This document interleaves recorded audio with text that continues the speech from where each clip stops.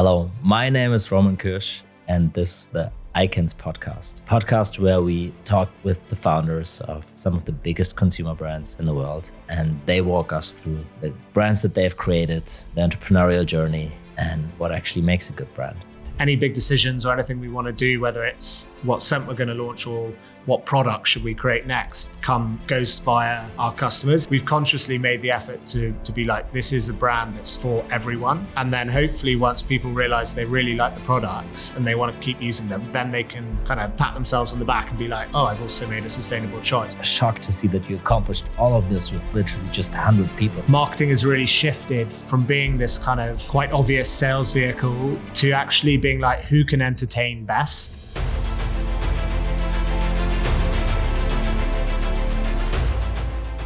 Hi everyone, and thanks for listening. Today I'm speaking with Charlie Bowes-Lyon, co-founder and CMO of Wild. Charlie, you had a fantastic last few weeks, and we'll talk about that in a second. But first of all, thanks for coming on to the show. Great to be here, and thanks for having me. Excited to chat all things Wild. Cool. Well, Charlie, first of all, we always start with the founder story. Like, how did you get started with Wild? What was your unique insight? Why did you want to go into the deo business? Yeah, so about 6 years ago now, I was running a side business called Climate Cups. It was essentially reusable coffee cups and water bottles, and this was roughly during the time that over here Blue Planet 2 came out with David Attenborough. And it was almost like a sort of wake up call for people where, suddenly they were conscious of the plastic waste that they were contributing towards, and things like supermarkets starting to charge for plastic bags came into effect. And there was just a bit of elevated consciousness, I guess, about what was going on. I had a sort of full-time job at the time, but I set this business up, and it immediately went pretty crazy. It was sort of exciting, but also I didn't have any logistics set up or anything. I think we sold about 10,000 cups in the first month, and I was completely unprepared for that. And that was all from sort of Facebook ads. And Fred at the time, my business partner, had been at HelloFresh, and he'd witnessed the rise of the UK HelloFresh business from 0 to 100 million, and seen a lot along the way. And he was kind of coming to the end of his journey there. And so we got together and we said, why don't we look at creating something in the sustainability space? I think he'd also seen at HelloFresh, when he first started, all the sort of customer questions would be about quality of food or pricing, and towards the end there was a lot of questions on packaging and waste, and could kind of see that I suppose consumer shift of mindset. So we got together and we looked at continuing Climate Cups, but felt for a D2C model in particular, you really need to have high retention from your customers to make it work. And obviously the whole point of the reusable water bottles and coffee cups was that you wouldn't need to buy them again. So we looked around the place, we looked at the kitchen, we looked at sustainable fashion, and we eventually ended up in the bathroom because we felt like as a whole, no one was really paying attention to that space. And not only that, even people who were recycling in their kitchen had, the right bins and were putting it, were sort of doing it correctly, they wouldn't necessarily be doing it in the bathroom, because typically people have one bin in their bathroom and they shove all the empty stuff in there, and then that goes in the general waste rather than being sorted into the kind of correct categories. So we felt like that was a great place to start. And then we chose deodorant as our hero product. We felt like, again, natural deodorant in particular wasn't something that had ever been hugely successful in the UK and Europe to that point. Whereas over in the US in the sort of previous 3-4 years, there'd been serious kind of gains made, and it was a product that was really gaining traction. So we felt like we could bring those learnings over here, and then create the refillable packaging to remove all single-use plastic waste and combine those two things to create something that was going to be properly disruptive and something that would basically change the industry from relatively boring deodorants that hadn't really kind of changed at all in the last 30, 40 years to something that, would catch people's eye. Cool. And how much of that decision was actually gut feeling, and how much was really like rational, looking at, market sizes and more of a business exercise? So a lot of it, well, it was almost always gut feeling, I think, in that stage, because I think we decided all of this in about 3 hours. So we didn't spend a long time deliberating, but also the entire size of the natural deodorant market in the UK at the time was £5 million. And obviously we weren't, that wasn't going to be an appealing ask for potential investors. It wasn't going to be a business that, on the size and scale that we were hoping to build. So I think in our minds, we were like, we're not going out here to take market share. We're going out here to create a new market category that isn't really, especially with refillable, it didn't exist over here. So we were creating something that people hadn't seen before, but that would also add to the excitement and give us a kind of completely fresh and plain playing field in which we could sort of do what we liked and get a lot of quick learnings and iterate from there. And because obviously Freddie was at HelloFresh, which, as you mentioned, was doing 100 million plus in revenues in the UK, few billion already globally. You're also doing significant businesses before. What was your ambition level when you started that? Because you started obviously with one product, as you said. The market 5 million wasn't really that great. Did you always have the ambition level of running a business that's doing tens or even hundreds of millions of revenue, or were you in for the passion and for the whole unique insight that you had around sustainability? Yeah, I think our ambition grew as time went on, and as we realized what was obtainable, I suppose. But initially, when we were going out to those first investors, I think we showed a business plan that had something like 10 to 15 million pounds of revenue in the first 5 years. We very quickly updated that, once we actually were able to launch. But usually it's the other way around, right? Yeah, exactly. I mean, the good thing is we were always pretty pessimistic in the plans we created. So no one was ever upset that we hadn't achieved what we'd promised them. But I think we didn't. We learned a lot along the way. This is both for Fred and I, the first sizable business that we'd created. And I think there was a huge amount of stuff that we didn't know and that we probably weren't even proficient in. And those were either skill sets that we gathered or obviously ended up hiring for. But I think, ultimately, once we launched and probably had done, I think we did 5 million in our first year, we kind of realized the potential scale and where we wanted to get to. And I think it was always our ambition to get to, at least be a £100 million revenue business. Amazing. And you achieved that, right? So walk us through the first few weeks and month. Like, was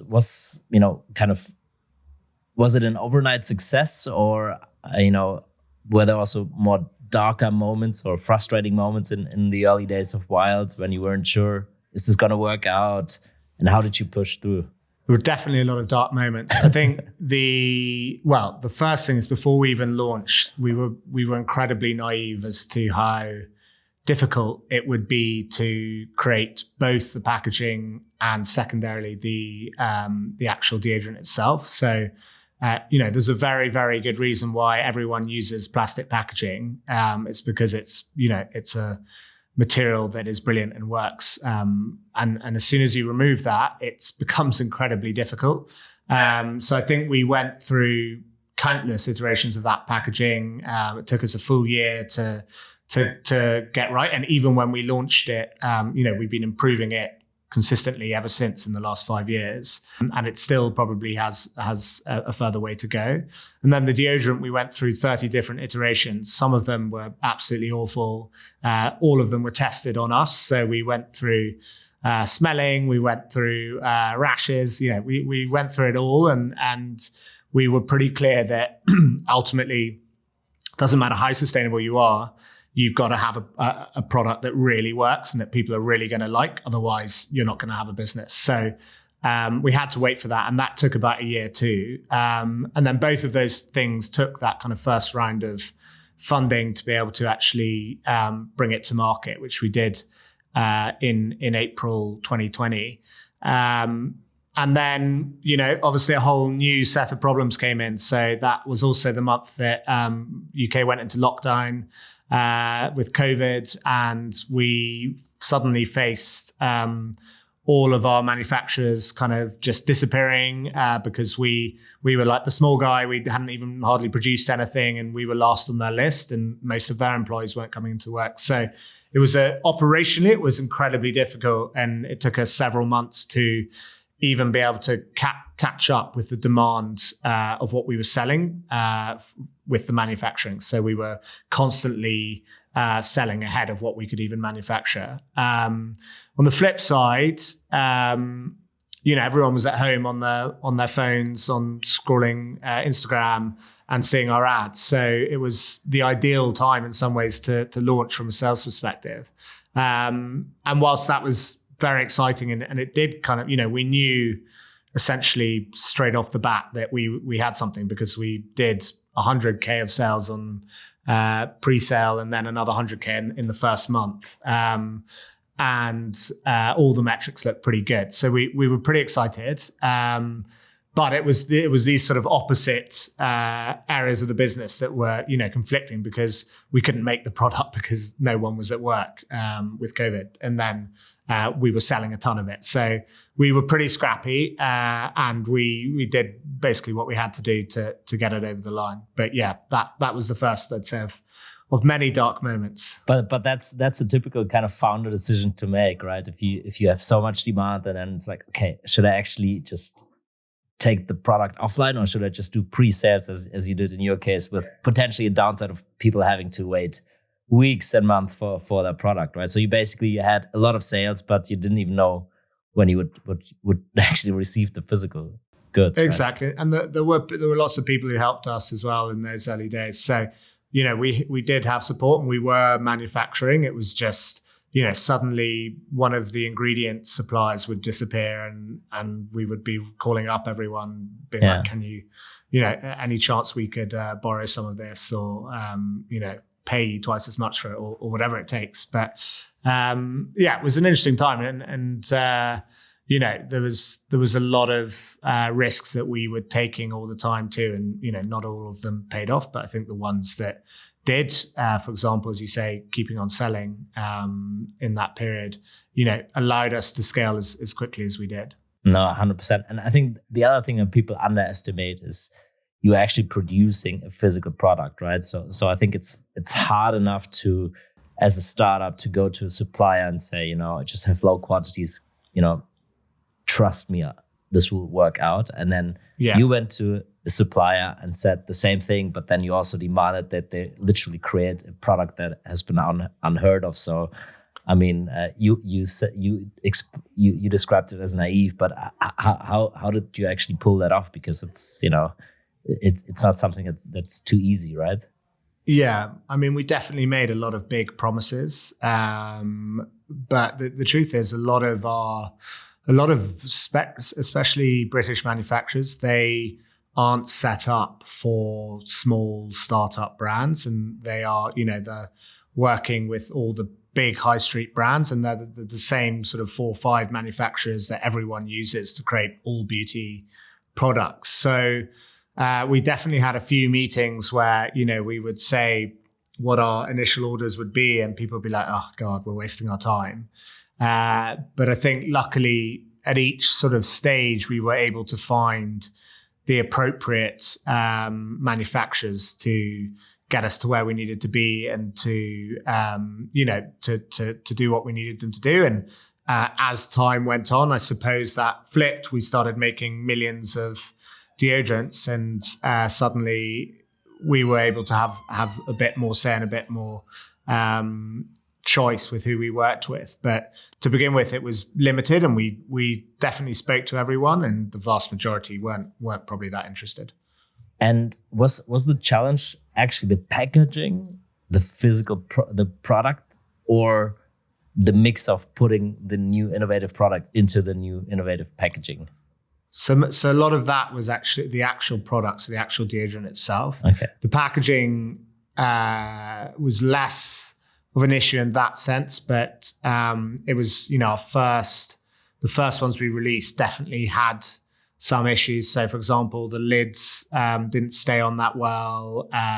The actual turning mechanism to get the deodorant out, because the deodorant would sometimes be too hard and the refills would be, really difficult to kind of wind up. So we were, I don't even know what iteration of all of these parts of the product we're on now, but initially there was a lot to work on, and we were kind of frantically trying to improve everything. But also, those early customers were very understanding.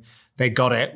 They really understood we were a startup and that we were trying to make it, and they were very patient. And one of the best things about being a D2C business is you can get instant feedback. So, we would sell the products and we would get feedback from these customers almost immediately on, what they liked about it, what they didn't like about it, what they'd improve. And then we were able to go and make those improvements in a kind of really short space of time, which I think was kind of gratifying for the customers, because they felt like they were being listened to. And typically, if you're a huge corporation, it's much tougher to move quickly because there's a lot of cogs and wheels moving at the same time. And you're also ordering like a vast amount of product that you can't just suddenly change something overnight. But that's probably one of the advantages we've been able to have, and one that we've sort of more or less been able to keep as well, is our speed to create improvements and to change strategy or pivot depending on whatever's happening. Yeah, 100%. So next to the product, the brand is something that I think is very special, and you've created something beautiful that's almost become a movement, and we'll talk about that in a second. But let's start with the beginnings.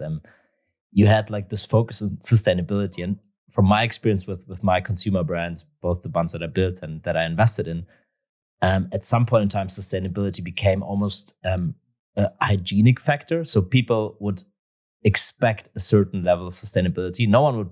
They would still kind of expect the lifestyle component, the product quality, everything should be almost the same, if not even better than the non-sustainable version. But sustainability was a hygienic factor, a must-have, not. But you can't really win over customers only with sustainability. Was that something that you've seen as well, or because in your category the competitors were so unsustainable, that was an easier sell? I think, we definitely have seen that. For us, the purpose of Wild and our core mission is to remove single-use plastic from the bathroom. And we've always been very consistent on that. And I think that's sort of never changed over the years. That said, whilst that might be the purpose of Wild and all of our employees and what we're all kind of working towards and the KPIs we set and so on, for the average consumer, as I said earlier, they don't care if you're sustainable if you don't have a product. And I think we were always very clear that ultimately we needed a product that was as good, if not better, than anything that existed on the market. And then in addition to that, we needed ways to create something that was a little bit sexy, that people wanted to talk about, share on Instagram, show their friends, recommend people to. And that's why we very, very purposely, when we were creating the brand, decided to create something that was bright and almost a little in your face, and the complete opposite of pretty much every product that existed previously in the eco space, that was kind of dark greens and the color of a forest, essentially. That you're grandma would be actually associating herself with, right? So you kind of took the opposite direction, right? Usually, as you said, you had like this eco style, products that you don't want to be associated with, but they're healthy or good for the planet. And you had the colorful, great, cool Gen Z type of products. Exactly. And I think marrying those two is like, from our perspective, if people buy us because they want the design of the case or because they love the sense of the deodorant and they don't really care about sustainability, we don't really care, because ultimately we're achieving our goal still. And we want this to be a mainstream product. And that's a big part of the reason why we've sold to Unilever, because we want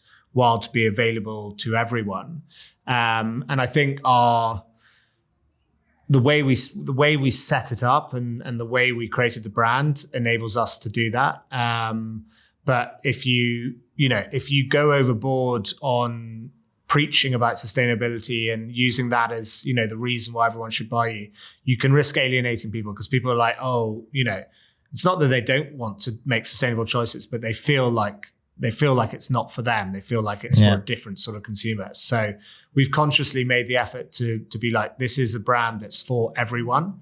And then hopefully once people realize they really like the products and they want to keep using them, then they can kind of pat themselves on the back and be like, oh, I've also made a sustainable choice. And it's sort of an underlying consistent part of the brand that's there for them, but that hasn't necessarily been shoved in their face. Yeah. And I think it's smart that you made the decision from the very beginning, because and you made the decision to kind of go mass market with your product, right? Because that means that in the beginning you might even alienate the people that are very eco-conscious, because they would almost consider you like as a sellout, Is that something that you experienced? Yeah, I think so. I think it's more that to drive real change you need to have in impact, the kind of wider industry, we're not really achieving that much by switching someone who's already making incredibly eco-conscious decisions onto our product, because probably they were already using something that was eco. Whereas if we can convince the average man and woman and teen or whoever's using the product who previously was using something that was going in their bin and ending up in the ocean or in landfill, and staying there for 500 years, then that's like a sizable gain, and something that means something, I suppose. So really, we've always very purposely tried to go after that sort of the mainstream audience, and that's part of the reason why we launch loads of different scents and loads of different case designs, because we're trying to appeal to different groups of customers and different people who, for example, we launched a cat case last month, and the hope is that people who love cats like to buy things with cats in them, and so they go and try our product, and maybe they wouldn't have tried it before because they're not that into trying a natural deodorant or whatever, but for now that they see this design, they're like, okay, I've seen it around, I'll give it a go, and then the product speaks for itself and they end up loving it, and they stick around with us. So that's the kind of goal and the thought process. Yeah, I think that's one of your winning marketing strategies, to kind of launch a lot of different scents and flavors. And I had actually one friend who's also an investor say, it doesn't make sense. People only have 2 arms and 2 armpits.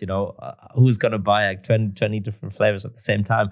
But it kind of worked for you, both to acquire new customers, but also to drive retention, right? So maybe walk us through that particular strategy, because it's almost counterintuitive, right? So if you ask 10 investors, 9 would tell you, just expand the product range quicker, or do something else and not focus on having, I don't know how many limited editions you had in the end, but that was a big part of your playbook, right?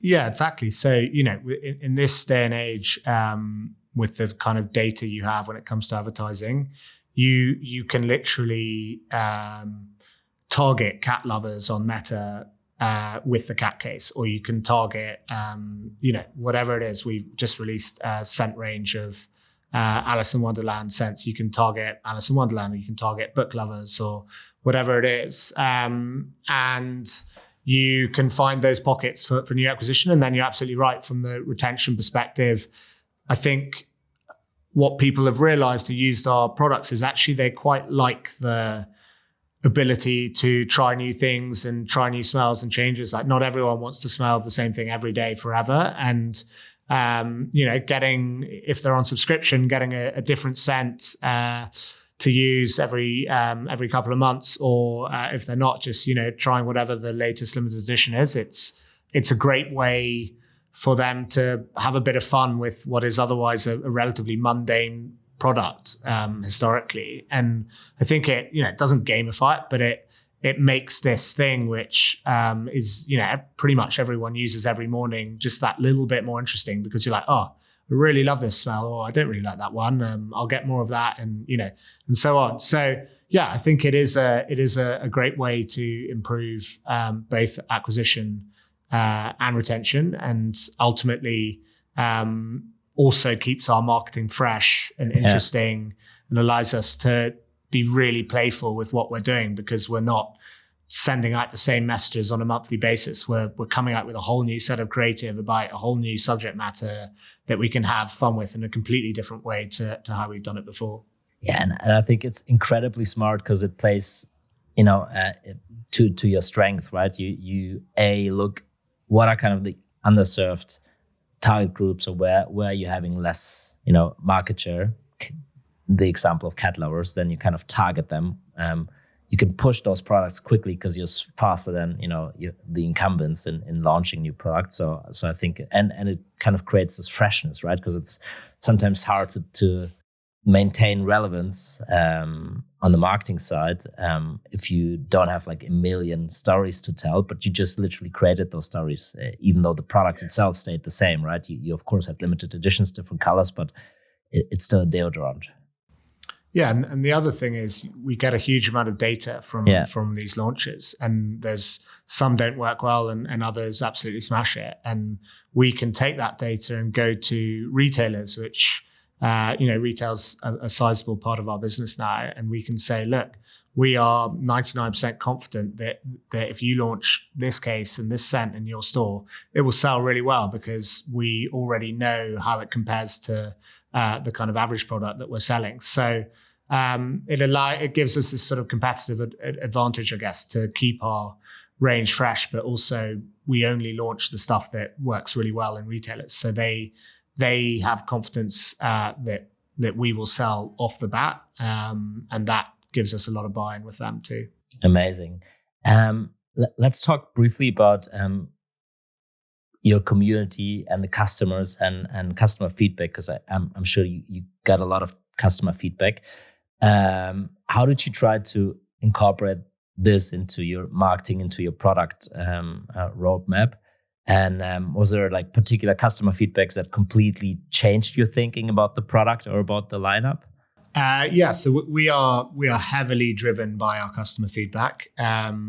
Almost all of our products now come, or at least go through the opinions of our customers before we launch anything. So we set up, right from the beginning, we set up a Wild VIP group on Facebook. And I think this group has about 20,000 members now. Wow.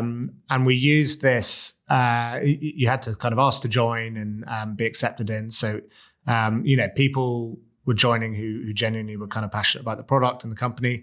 And we used this to essentially gather that kind of instant data I was talking about on our products. So firstly, iterations we need to make to improve our products from a sort of packaging or from the formulation perspective, but then also about what we should launch. So, I could put a survey out to them right now and say, do you want me to launch A, B, C, D, or E scent? And I'll get 2,000 responses within half an hour. And then I know which one is likely to succeed.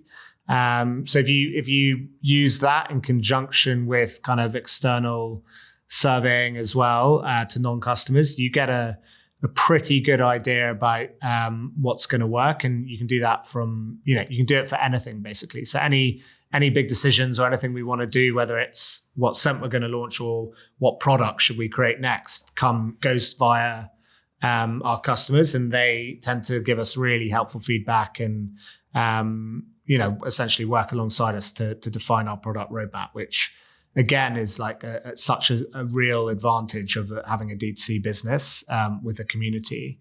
And I think because we made this active effort to involve our customers, they then felt like they were really part of what we were doing. And, if you're the person that comes up with a scent name and then you see a brand launching it, it's a like exciting moment. And it kind of makes you buy into the brand even more. And definitely that's a big part of how we've grown our following and grown our kind of social presence, but also more importantly, grown the community, which forms the active part of that following and the people that are actually engaging with your brand on a daily basis. Yeah, people just have way more ownership, right? So and are becoming ambassadors almost. And did you replicate that because you're now in many markets, right? So initially you started out in the UK.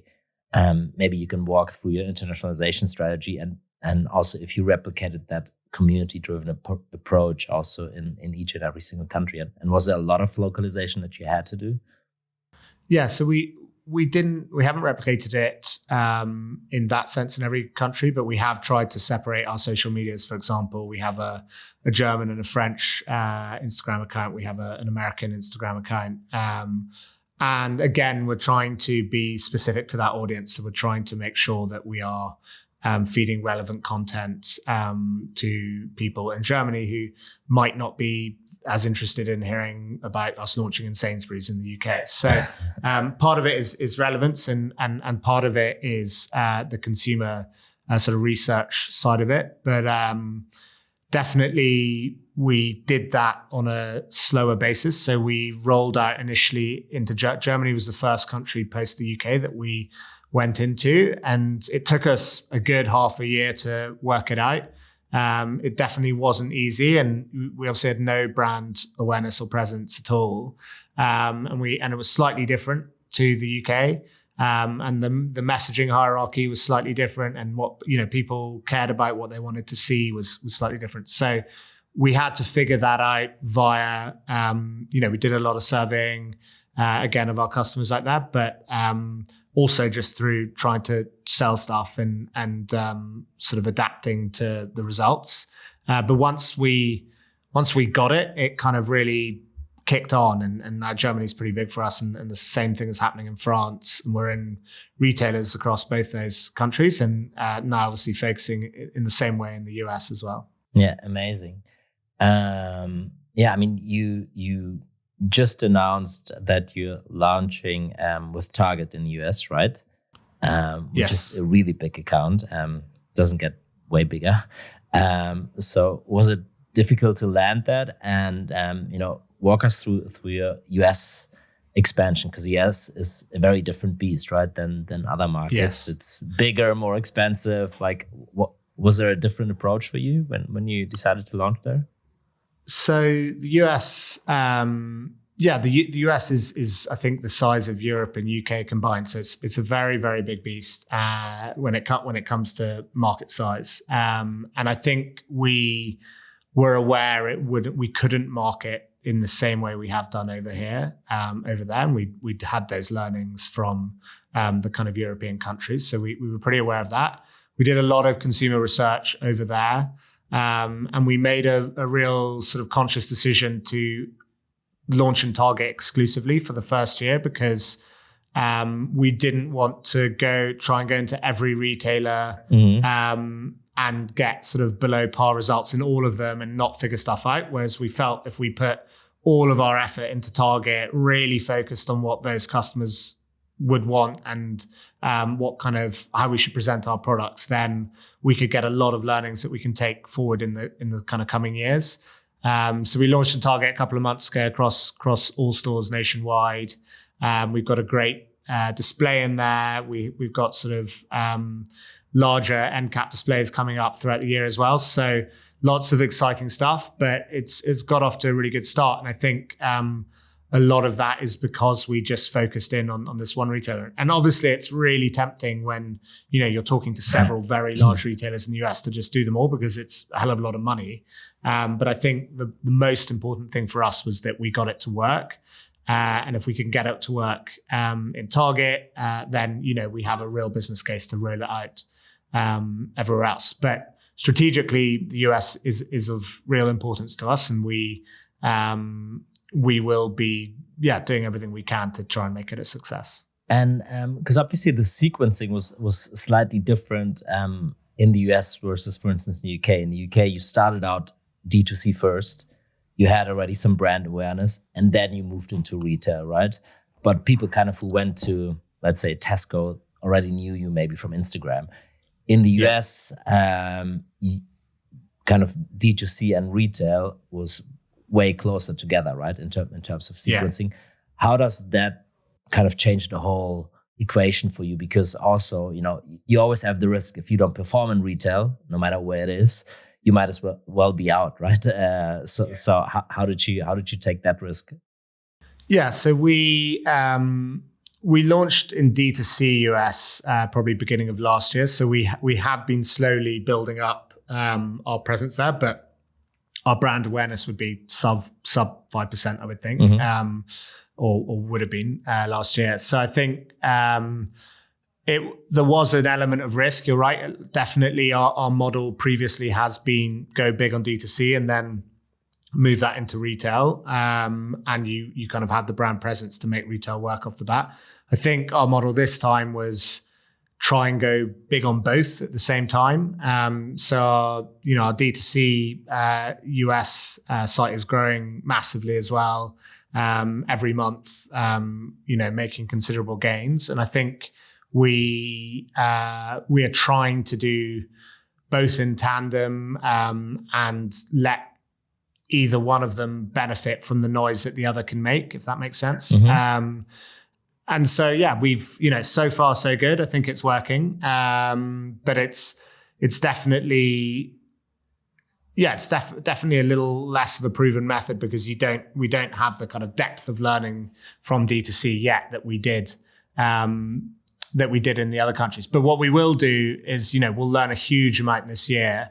We're doing a lot on the D2C site in the US, and we will leverage all of those learnings into into retail as soon as we get them. And I think the further time goes on, even by a matter of months, the better we'll get at it, and the more we will be able to be kind of accurate with what we put in store in terms of sales.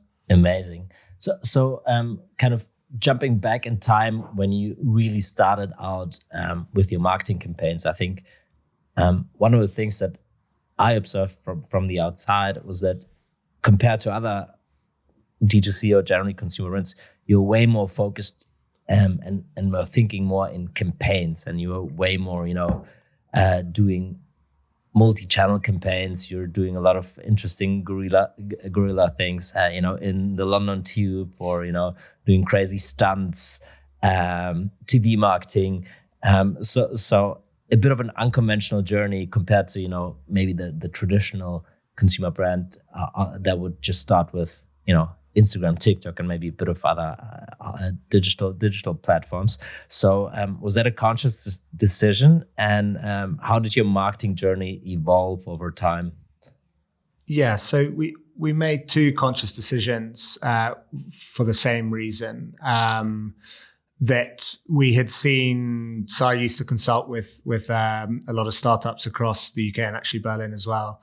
And obviously, Fred was in that space too. But we had seen a lot of companies, startups like Wild, make the mistake of either being essentially in just one channel or being in just one country. And both of those things can lead to very tough times if you're not prepared for them. So, if you're only in Meta and suddenly high dependencies, like it has done from time to time, suddenly your CPMs double or things get very hard, then suddenly you don't have a channel to market over, and you can't afford to bring in your sales.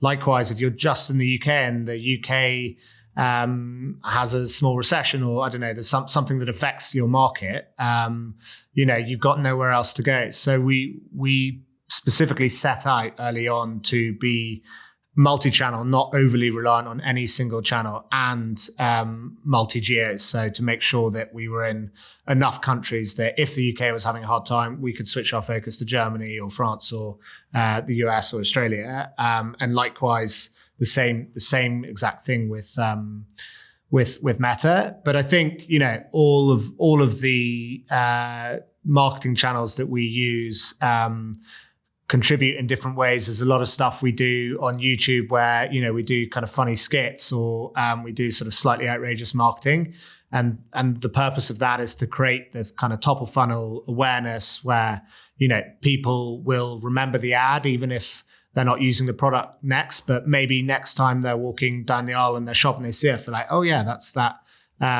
weird ad with the polar bear I saw. I'm going to go and give that a try. And then you have, then we use channels like Meta for kind of more direct response and getting customers into the website. But it's definitely been a successful approach for us. And we have certainly seen over the last 5 years at different times, different channels having their sort of big moments. And likewise, those same channels 1 year later having a really tough time. So I'd advise anyone setting up a business or running marketing to diversify as much as they can, because ultimately everything is going to have a tough period sooner or later. Yeah. And I think once, how did your whole marketing, mix and strategy change once you launched retail, or did you not decide to change your marketing approach at all? So there are small changes. I think we do some specific brand awareness for retailers. We try and do some activations. We do a bit of influencer marketing. But generally speaking, the way we see it is that D2C is the marketing engine. Yeah. And if we can do that effectively, the halo effect of that also affects retail. And that's why, for example, when we went into retailers in Germany, we were able to go in and straight away have a great rate of sale because we already had that brand awareness and we were already consistently spending that money on a monthly basis to make people aware of the products. And we didn't have to say, go into DM or go into Rossmann to buy those products, because people were seeing us. And then when they saw us on shelf, they'd already heard of us in some way. So I think for us, and there's no doubt, 90% plus of people shop for their deodorants, by the way, in stores. So there's no doubt that as time goes on, we will become a more and more heavy, retail heavy business. But really the purpose of D2C will be to support the marketing efforts from an efficient way. Because if you're going to spend a ton of money on retail marketing, it's really hard to measure the impact of that. There's sort of ways you can kind of roughly measure if it's had a good effect or not. But if you're marketing on D2C, you know exactly what your numbers are. And if you can do it in a way that also promotes retail and gives that kind of halo effect so your retail sales grow, then I think, why wouldn't you do it that way? It's a kind of win-win strategy. Yeah. And I mean, marketing has always been more an art than a science. I think there was this short period of time, I think probably 10, 15 years ago, where Google and Meta told everyone, no, it's scientific. You can track everything. And I feel now with just what you said, you have more upper funnel measures, you have YouTube clicks and then you have retail, it all kind of comes together. Makes it almost impossible to track, obviously, right? But it's kind of back to where it's always been with exclusion of the short period of time. But how do you think about budgets and allocating and splitting between upper funnel, lower funnel? It's probably also tough for marketeers in your team who maybe got used to being able to prove, okay, this is really the customer acquisition cost with that channel and this channel, that it's not that straightforward and easy anymore, right? Yeah. Well, I'm from a performance marketing background. And I think, my personal opinion is when you set out to build a company initially, you have to be able to make it work from performance marketing perspective where you do have that data. And that's kind of your moment where you can be like, yes, I've got product market fit. This can work. But as time goes on, really brand awareness, top of funnel efforts, they're all performance in a way. You have to fill each stage of the funnel. And I think probably every product has a kind of its low marketing fruit where you can go out and there'll be a bunch of customers who are going to buy you because you've absolutely nailed the product to exactly what they want. But once you get past that, once you get bigger, you have to be consistently filling the top of your funnel, because if you don't, you're just playing with the same customers and it gets more and more expensive and your CACs will go higher and higher. There is a leap of faith though, as you say, like it's pretty easy to measure bottom of funnel stuff, but it's pretty difficult to measure top of funnel stuff. But that doesn't mean you can't get a good indicator. There's all sorts of things from post-checkout surveys, where did you first hear about us, to things like geo uplifts. So if you're running a YouTube campaign, run it in half the states of the US and not the other half, and see what general uplift you see over both retail and online. So there's ways to measure it, and we kind of do all of these things. There's attribution tools from MMMs through to kind of more simple ones, but you need to find something that works for you. And at the end of the day, what you do always have is your full spend and your full sales. So ultimately what you're spending to acquire the amount of customers you have. And if that's not looking good, then probably the way you're doing it is wrong. And if it is looking good, then you're probably doing something right. But typically we remain pretty performance focused. So certainly 80% of our budgets still go into performance channels. And a lot of the channels I call performance. So for example, influencer, other companies might say a top of funnel. I think they're probably mid funnel. But we view them from a sort of performance perspective. And then, the extra brand awareness we get off the back of them is kind of icing on the cake. And then the rest of the budget goes into trying things, essentially taking risks, whether it's TV or YouTube videos or stupid skits. You're trying to entertain. And I think marketing has really shifted from what it was even probably 10, 15 years ago, from being this kind of quite obvious sales vehicle to actually being like, who can entertain best, who can actually really makes some, and it doesn't have to be comedy, or it's like, can you make someone laugh, or can you make them cry, or what you just need to elicit an emotion. And I think all of our marketing efforts that we do on the top of funnel, we try and think like, what emotion can we get out of the consumer, and as long as we can get one, we're pretty sure they'll then remember our brand and that we're the people that made that happen for them.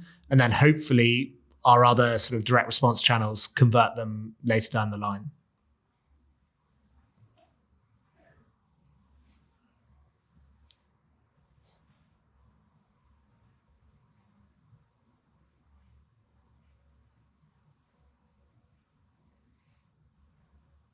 Exactly. Yeah. Because as you said, your team and the culture was always about being lean, capital efficient, humble, right? Then having to kind of have the discussions of spending 20, 30% on things that you don't know how to track or that are top of funnel. That's probably also not an easy task. But maybe talking about the company culture, like how did you set up the company culture from the get-go, and how important was that to the overall success? I think really important. So, like any company, we are basically what our people are. So we, as a team, we're a pretty young team. I think there's a lot of trust. There's a lot of entrepreneurship. We say to everyone they should be their own sort of mini entrepreneur in their own positions. And ultimately, we do expect a lot from people. But on the flip side, what we're really lucky is that people are really passionate about what they're doing, because we are a purpose-driven business. And I think people want to achieve the kind of goals that we set out, and everyone shares in that mission. And that means that, if there is something goes horribly wrong, or there is a kind of call to battle on something, people do show up and they are willing to give a little bit extra of themselves, which creates a real sort of team feeling, I suppose. And even now, we're just over 100 people. It's, you don't know everyone as well as you maybe did when you were 20, but we still have that feeling of, being a bit of a startup, and still being able to move quickly and make things happen. And if something's not going well, we iterate, or we change, or we pivot. And it's a great feeling to have. And I think, again, that's part of the reason why Unilever are interested in us, because we can be mobile and fast, and because we do have a team who are sort of hungry to achieve the wider goals that we've set out. But and then the other side is we want to have fun. We're all young, and we don't want to come into work and it be like horribly serious. So I think there's a very relaxed setting. There's a lot of trust. Like, either people are gonna do well here because they're motivated and they want to achieve what they want to achieve for the brand, or it's not for them, and that's fine. There's no pressure either way. I think it's down to individuals and having the right mindset. No, 100%. I think that's the right way to approach this. And was there like a moment with the team that kind of really stuck with you, good or bad, where you were kind of thinking, hey, this is very special. This is more than a company. This is almost like a movement. Yeah, I would say there's probably two moments. One of them, probably the biggest one, actually, was the first time we ever did a limited edition scent. So we launched, and at the time we were pretty small still. We launched a toffee apple scent, which felt very out there. It was like incredibly strong smelling. Really did smell of toffee apples, but it was sort of slightly overwhelming. And we decided we wanted to do something completely wacky, wild, live up to the name, and launch this. And we ordered, a lot of them. And when we started selling them, our sales just went like through the roof. People absolutely loved them. Like, by the end of day one, we were like scrambling to make as many more as we could. And I think that was the moment where we sort of realized that people really do want to kind of buy into this, and that we are, we can really affect genuine change in this industry in the bathroom. And that, whilst it's like obviously a massive goal to, remove everyone's single-use plastic from the bathroom, there is hope that we can get there.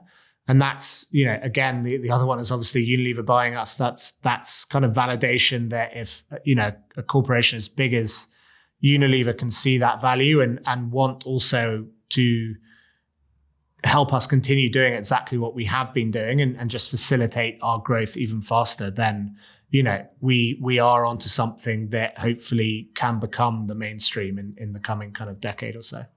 Yeah. I mean, you've alluded to it now already once or twice, but obviously you had fantastic news over the last few weeks with Unilever deciding to acquire you, which is one of the biggest, consumer exits, cash exits in the past few years here in Europe. So congratulations on that. Thank you. Thank you. How do you feel? What was the process like with Unilever? I mean, they say great companies don't sell; they get bought, right? So what was the process like? It was quite long. They approached us the end of last summer. We weren't really looking to sell yet. I think in our heads we were maybe teeing something up for the end of this year, or to start a process at the end of this year, but. They came in and they, we had some casual chats, and I think we felt like they really backed what we had done. They'd obviously been watching us pretty closely, and that also their own internal mission was very aligned with what we were wanting to achieve. And they'd actually been working extremely hard to try and create what we had created, and it hadn't always kind of worked for them for various reasons. But there's some amazing stats, like they've tried been through about 3,000 different non-virgin plastic types of packaging to try and find solutions. So, these guys have serious experts in all the fields that we are in, from sustainability through to formulations through to packaging. And I think we felt like it was a really good match. And also, as a strategic buyer, there's a real benefit in them backing what we built and, being basically a support piece to us, rather than coming in and, tearing us to bits and trying to make us overly efficient or whatever that, can often happen, especially if you exit to private equity or something. So I think it was a great scenario for us, and we entered into the due diligence stage. It was about 6 months long, pretty exhaustive, I would say, but it was a good experience. It really made us look, because they went through every tiny bit of detail that had ever existed about Wild. And there's, as a sort of slightly maverick brand, we were probably the opposite of that. So it really made us like self-reflect and look through everything. And I think ultimately we now have a real understanding and command of everything data-wise that we have done and plan to do. And definitely a few tired bodies by the end of it, but then got to last week where we could finally announce it, and it's a good feeling. And I feel, as I said, it's a kind of real confirmation that we can make this something that is mainstream. Yeah, and I mean, 6 months is an extremely long process, and just a lot of things happened along the way, right? I mean, you as you said, you had to kind of diligence on every single part of your business. For some reason, the talks got leaked to the press, so that was coming on top. Then you had tariffs, which are coming on top. I think the leadership at Unilever also changed midway through the process. So there's kind of you can never be, like in any exit process, I guess, or sale process, you can never be sure it really works until the wet ink is actually literally that. And we said that all along. We tried to say, let's not think it's done until it's genuinely done on the day, because so much can go wrong, and so many things can randomly, as you've just listed, can randomly crop up and get in your way. But luckily for us, I think Unilever do really believe in our vision and what we've managed to create, and I think hopefully they can help us to massively increase our sort of distribution networks and improve our packaging and formulations, and give us the tools we need to kind of really kick off growth even more. Yeah. Just personal question, because I think running a company for a founder or any executive actually pretty hard physically and also mentally, right? But then an exit process is probably a combination of that. So kind of double the effort. So was there any advice or any tips that you had, kind of how you kept yourself mentally sane and made sure that you stay on track? That's a good question. I'm quite a half glass full person, so I tend to. I mean, my co-founder would say I'm overly optimistic on things. So that's why you guys balance each other out, right? Yeah, he's the opposite. He's overly pessimistic, so we balance each other out. But I think I did two things. I didn't let myself think about it too much. I didn't kind of spend time dwelling on, what it'd be like to make money or any of that kind of stuff. And I mostly just focused on running the day-to-day and making sure the business was doing as well as it could. And then I also just kept a kind of optimistic mindset. There were sort of various things that cropped up along the ways where it was like, oh God, is it going to happen? But ultimately, I think I just had to be like, what will happen will happen. It doesn't really matter at the end of the day, as long as we have like a healthy, thriving business. And then luckily, things ended up going to plan. So I guess the optimism paid off this time around. So you won this time, right? Yeah, this time. In the discussions with Unilever, obviously price is one thing, but there's a lot of other criteria that probably were relevant for you, right?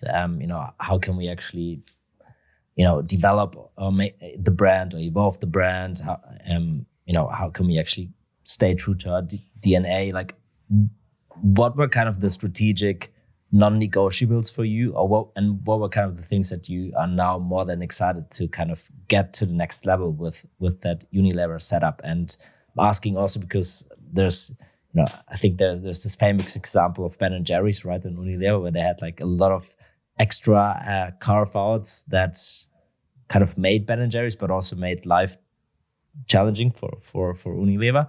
But how did you think about that in the whole process, and what are you most excited about for the next few quarters and years? So I think it's exactly the things you said. Our non-negotiables were obviously to keep the mission of the brand aligned. Ultimately, we do not want to move away from removing single-use plastic from the bathroom. But also that's the reason they're buying us. So we felt pretty confident that was going to be fine. We also wanted to keep our kind of team as it is, and continue to run it more or less in the way that we have been running it, with obviously their support and expertise. And again, they were pretty aligned on that. And I think the thing I'm probably most excited about is just the potential for distribution that comes with Unilever. As someone put it, we right now to speak to a kind of major retailer, we have to go through dozens of people to get to the right person. Whereas if you're at Unilever, you can pick up the phone and call the CEO, and it's just a different ball game. So I think our potential for growth and visibility and brand awareness just massively goes up. And what we really care about is, how many people can we get onto using our products? How many people can we get away from using single-use plastic? And that's ultimately going to be the game-changing thing that our brand could, if it does well, leave a legacy behind for. And I think, for us as founders, what we really care about now is having that legacy. We don't want to be the brand that, got to 100 million in sales and then kind of did nothing. We want to be a household name that, everyone has heard of. And we want our style of packaging to become the norm rather than the sort of outsider. And I think we hope that Unilever is the can be this sort of the vehicle behind getting us there quicker, or as quickly as possible. I'm sure when Unilever looked at you, they were probably shocked to see that you accomplished all of this with literally just 100 people, right? So that's unheard of. What do you feel were they most impressed of when they kind of had those discussions with you?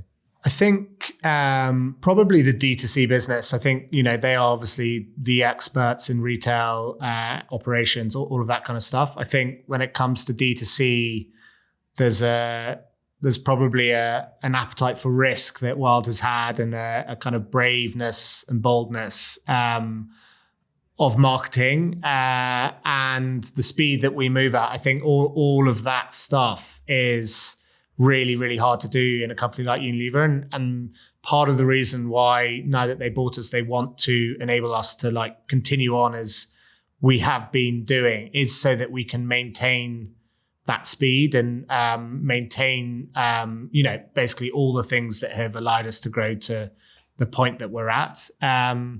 So I think I'd say it was that. I think also, they, as I said, they've been trying for a very long time to bring sustainable packaging in. And I think they've probably, wouldn't mind me saying, they've struggled. They struggled to do that successfully and kind of get cut through. And so I think we are a logical acquisition for them, because we have managed to do that with the sort from the brand side. And now they have the chance to expand what we've done. And obviously our hope at Wild is that if we can really prove out everything, then, maybe some of what we've achieved can spread to the other brands within Unilever as well. But, I won't speak on behalf of them, but that's our hope. And we'll see what happens, I guess, in the next 5-10 years. Cool. The whole story of Wild was it probably didn't feel like it was short, but it's been 5 years, which is, a very short amount of time in for a brand to really establish itself and be a household name. But if you kind of reflect on your entrepreneurial journey, what are some of the kind of big insights that if you kind of turn back time, you would give as a recommendation or advice to your younger self like 5 years ago? Good question. So I think one thing I often say, and I've seen this with other kind of entrepreneurs looking to launch businesses, people tend to strive for perfection and they consider that a good thing. I'm sure you've seen it when you interview people and you say, what are your strengths or something? People say, well, I'm a perfectionist. But actually, I think part of our strength was that we launched time and time again, we launched things imperfectly and we didn't worry too much about, spending an extra 3 months to make sure everything was like completely perfect. We just iterated along the way. And the reason why that is such a powerful thing is because you can spend, a year preparing something, launch it, and then realize you don't have product market fit on day 1 or 2. Whereas if you get something that's pretty much there, is workable, you can launch it and realize quickly it's not got product market fit, or understand exactly what you need to do to make the product better. So I think, for us, we've always, we obviously want to create products that are as good as possible. And, now I would say after a lot of iterations, we are pretty close, but, to begin with, definitely there were several issues, but we don't see that as a bad thing. We see that as something we were able to learn from. But also, if you're selling, you're bringing in money and you can afford to spend to make things better as well. So I think that would be my kind of number one tip I would give is don't seek perfection, but just get stuff to market and get the feedback as soon as you can. And people are really, really willing to give that feedback and help you. And ultimately, that's what you need to get rather than, trying to guess what it is that people want. I couldn't agree more. I mean, you summed it up perfectly because, that's also one of the core competitive advantages of a startup, right? Speed. And, if you're not going to use that, what is it good for? And then you learn way more by launching a product that's not perfect than just sitting in your meeting room and just like sharing one thesis after the other what's going to work out exactly. or not. Yeah, amazing. And then last question for future founders: any areas that you find most interesting at this very moment? Like if you had to kind of start something, what would that be? I would definitely stay within sustainability. I think, particularly now where, not to get political, but various world forces are maybe going to row back on previous promises made or on the attention grown. I think it becomes even more of a challenge. And I feel like, there is what Wild has done well is to create a sustainable product, but sustainability not have to be the reason why you buy it. And I think you could do that in any category. So yeah, I would always advocate for trying to create a purpose-driven business. Maybe it's not sustainability, but having a purpose, because you wake up and you feel good about what you're doing. And, whether it's the tons of plastic saved or the trees planted or whatever it is, there's there's a benefit outside of the company that exists that you can be proud of, even if it doesn't work. And that's motivating not only for me as a founder, but for everyone we've hired, and it keeps them motivated and leads to probably a stronger work ethic and workforce. Amazing. Charlie, I want to thank you for being so open about your journey with Wild, and also about showing that sustainability and purpose can actually work with profits and building great businesses. So that's definitely an inspiration. And thanks for coming onto the show, and good luck with the next few years and with the new partnership with Unilever. Thank you very much, and thank you for having me. Amazing.